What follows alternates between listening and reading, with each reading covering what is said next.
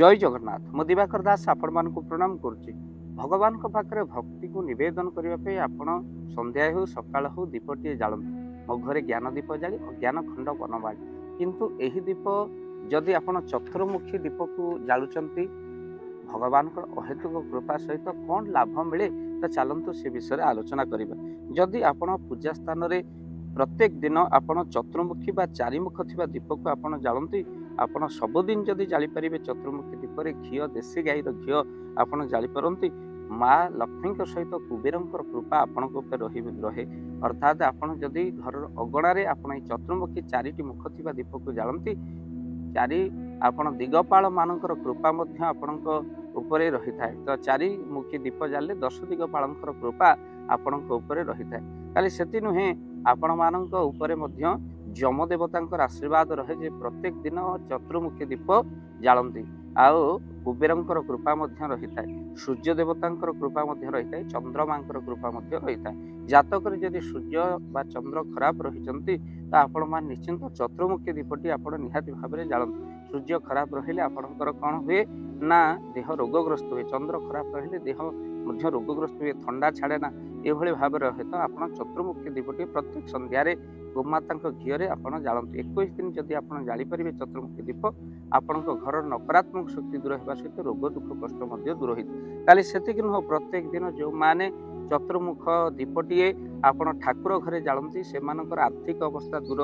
होता है जो दुरावस्था रही आर्थिक दुरावस्था से दूर होता है आर्थिक अवस्था खराब थिले चतुर्मुखी दीप आप जदि जालुचंती आपणकर उपरे कुबेरंकर कृपा माँ लक्ष्मी कृपा होता है दीप जालिबा समय चतुर्मुखी दीप माँ लक्ष्मी को कुबेरंकर स्मरण करी आपण दीप जालतु आ दीप जालिकी आपण माने कुबेरंकर मंत्र कुबेर गायत्री मंत्र आप जप करेंगे सहित माँ लक्ष्मी को आराधना करेंगे यह बहुत सफल मिले जदि आप जप न कर असुविधा ना केवल दीपटी आप जालत जदि आपण अगणार जालुचंती 10 दिगपालंकर कृपा सहित जम कुबेर सूर्य चंद्रंकर कृपा आपन जदि बालकुनी दीप जालुचंती तो सही कृपा आपण ऊपर पड़े जदि आपण घर भितर आपण मझी जगार मझी प्लेस जो दीपटी संध्या समय चलते घर नकारात्मक शक्ति दूर करते घर भितर भूत प्रेतों प्रभाव दूर करने सहित आपण आर्थिक अवस्था जिते रोजगार कर अंटुनी कि थे आप परीक्षा करें मात्र 21 दिन आप चतुर्मुखर दीपटी जालतु देखिए आपणकर बहु आर्थिक अवस्था उन्नति हेबा ही हेब तो सहित केवल सेतिक नुहे आपन जदि सबुदिन चतुर्मुखर दीप जाली पारुना आपण सप्ताह को गोटे थर केवल मंगलवार आपण संध्या समय ये दीप जाली पारे आपण मनोकामना पूर्ण हेबा सहित जड़ा तेल राशि तेल पकई चतुर्मुखर दीप आप जाली पारे घर मझीरे जाले वास्तु दोष दूर हो जाए जो घरे वास्तु दोष जो अनेक रोगग्रस्त होती घरे पशु पशु अशांति लगी रोचे कली झगड़ा सबुदिन हो चारि मुखर दीपटी आप माटी नहीं आसतु ताकू आप देसी गाई घीरे हो किंबा आप जड़ा तेल पकई आप दीप जाली पारे घर नकारात्मक ऊर्जा चतुर्मुख दीप दूर करें जदि आप दीप को छात उपर जाती घर शांति फेरी आसी था कहीं घर मुंड हूँ छात उपर ठंडा रहिले अर्थात मुंड ठंडा रहिले सब ठंडा तेणु यही दीप घर शांति को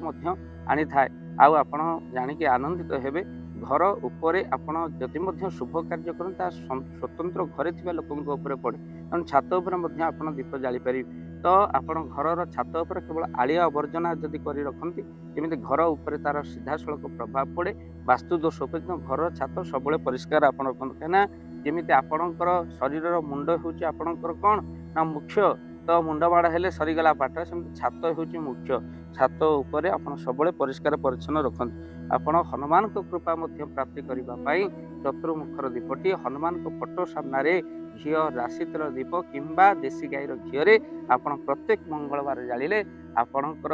रोग संकट दूर होता है आग को आसुथिया महाविपत्ति दूर होता है खाली सेतिक नुहे आपणकर देह जदि असुस्थ रोचे